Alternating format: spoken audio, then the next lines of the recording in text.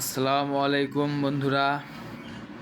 আজ দেখবেন যে ফ্যাক্টরি যেগুলো কনস্ট্রাকশন সাইটগুলো হয়, সৌদিতে কনস্ট্রাকশন সাইট কেমন হয় ভিতরে গিয়ে দেখানো সম্ভব হয়নি, তাই গাড়ির ভিতর থেকেই ভিডিও করেছি। এগুলো এক একটা সাইট, ওগুলো বাস, ওই বাসগুলোতে শ্রমিক যেগুলো থাকে ওদের নিয়ে আসে।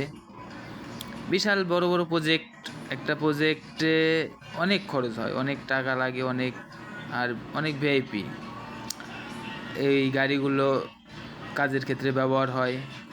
এটা কোয়ার্টারের ভিতরে থাকে অনেকেই, কোম্পানির যারা লোক আছে। তো ভিডিওটা লং করতে পারি নাই। ভালো থাকবেন সবাই, আর পাশে থাকবেন, আরও ভিডিও পাবেন ইনশাল্লাহ। আল্লাহ হাফেজ।